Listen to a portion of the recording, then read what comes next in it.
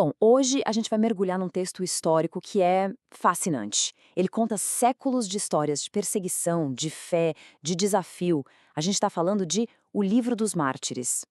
Isso já levanta uma pergunta, que é bem profunda, né? O que pode levar alguém a morrer por uma ideia? Quer dizer, no mundo em que o nosso instinto básico é sobreviver, o que inspira uma convicção tão forte, mas tão forte, que uma pessoa encara tortura e morte só para não abrir mão dela? Então, essa é a nossa fonte para a análise de hoje.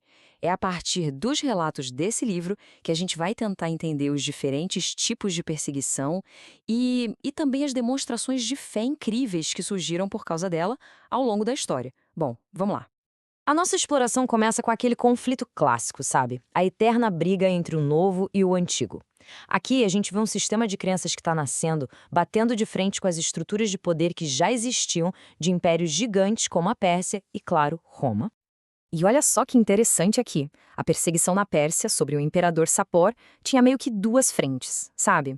De um lado, estavam os sacerdotes pagãos, morrendo de medo de perder a influência deles. Do outro, o próprio Estado, que enxergava os cristãos como uma ameaça política. É um exemplo clássico de como a religião acaba sendo usada como uma arma na política. Uma combinação bem perigosa de medo espiritual com paranoia de Estado.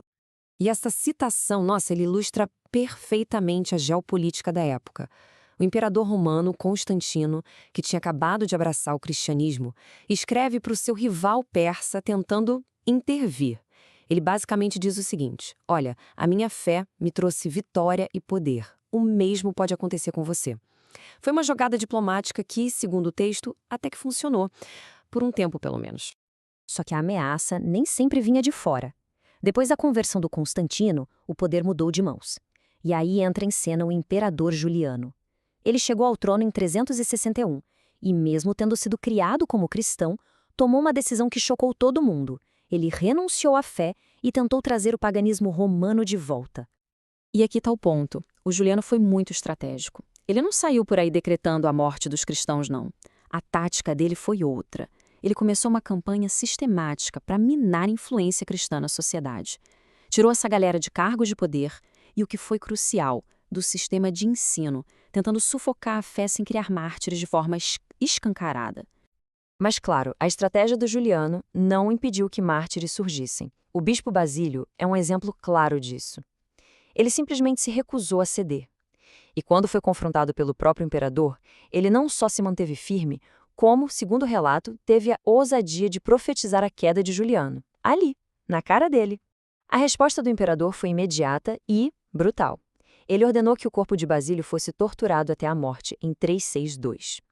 Foi uma demonstração terrível do preço que se pagava por desafiar o poder imperial de frente. E é aqui que a história toma um rumo ainda mais sombrio, porque o conflito não era só entre cristãos e pagãos. Como a nossa fonte revela, algumas das perseguições mais cruéis vieram de dentro da própria fé. Para a gente entender essa briga interna, a gente precisa falar do arianismo. Basicamente foi uma baita disputa teológica sobre a natureza de Cristo. E mesmo tendo sido condenada como heresia no famoso Concílio de Nicéia, essa doutrina não sumiu do mapa. Pelo contrário, ela ganhou força política. E esse é um dos pontos mais chocantes do livro. A narrativa diz que a violência de cristãos contra outros cristãos foi tão pesada quanto a perseguição pagã que eles tinham acabado de sofrer. A luta já não era mais contra uma ameaça de fora, mas sim pelo controle da alma do movimento. Líderes arianos, apoiados por imperadores, usaram toda a máquina do Estado para exilar, torturar e matar os cristãos ortodoxos. E esse número aqui dá uma ideia da escala da violência. 30 líderes da igreja mortos, só no Egito e na Líbia. Isso não era um debate teológico pacífico, né? Eram expurgos mortais, travados por causa de doutrina, com o poder do império sendo usado como arma. Agora, a gente chega numa das histórias mais dramáticas do livro. É um momento de clímax mesmo, focado não num imperador nem num bispo, mas numa única pessoa que desafiou uma das tradições mais sangrentas de Roma. Para entender o impacto do que aconteceu, vamos tentar imaginar a cena. O Coliseu, lotado, dezenas de milhares de pessoas gritando, uma onda de som e fúria. O ritual era antigo, brutal, todo codificado. Tinha a saudação, a luta até a morte e o poder de vida ou morte na mão da multidão. Era o entretenimento máximo do império, um espetáculo de sangue transformado em glória. E aí, no meio desse espetáculo de morte, acontece algo que ninguém esperava. Um homem sozinho, que o texto diz ser um eremita chamado Telêmaco, vindo lá dos desertos distantes da Ásia, ele simplesmente pula a barreira e entra na arena. O silêncio que deve ter se seguido por um instante deve ter sido ensurdecedor. Ele se bota bem no meio dos gladiadores armados e faz um apelo, não para o imperador, mas para a multidão. A mensagem dele é um grito de consciência. Não correspondais à misericórdia de Deus, fazendo-os assassinar-se uns aos outros. Ele está pedindo para pararem com aquela carneficina. A reação é imediata e violenta. A multidão, com sede de sangue, não queria ouvir sermão. Queria o espetáculo pelo qual tinha pagado. O grito que ecoa é de pura fúria. Sedição, sedição, fora com ele! Os gladiadores, irritados com a interrupção, partem para cima dele. E ele cai, morto, ali mesmo, na areia do Coliseu. Mas o sacrifício dele não foi em vão. O silêncio que veio depois da morte dele foi diferente. Segundo a fonte, o choque de ver um homem desarmado ser morto daquele jeito meio que escancarou a brutalidade do espetáculo. E aquilo foi o fim. A partir daquele dia, a areia do Coliseu nunca mais viu um combate de gladiadores. O ato de uma única pessoa acabou com uma tradição de séculos. Mas a queda de Roma não significou o fim da perseguição. Conforme novos reinos, os reinos bárbaros iam surgindo, aqueles conflitos antigos ganhavam novas caras numa Europa que não parava de mudar. Se a gente olhar para essa linha do tempo, dá para ver como os mesmos padrões se repetem em épocas diferentes, né? Lá na Espanha, a briga interna do arianismo continua com a execução do príncipe Hermenegildo.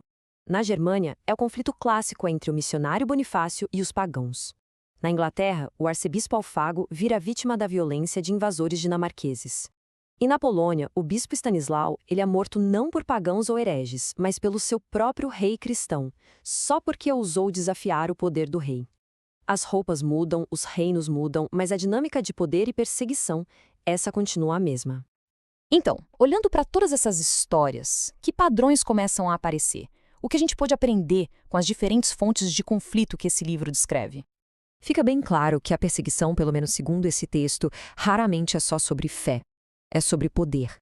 Ela vem de sacerdotes com medo de perder a relevância, de imperadores querendo restaurar uma glória antiga, de facções religiosas brigando pelo controle da doutrina e de monarcas que enxergam qualquer voz diferente como uma ameaça que precisa ser calada. E tudo isso leva a gente de volta para a nossa pergunta do começo. O livro dos mártires não é só um catálogo de mortes. Ele é apresentado como um registro de vitórias. Vitórias da fé sobre o medo, da convicção sobre a força bruta. Então, a questão final que fica ecoando através dos séculos é: o que essa perspectiva revela sobre a capacidade humana, que é extraordinária, de encontrar vitória no sacrifício e um sentido duradouro em nome de uma crença?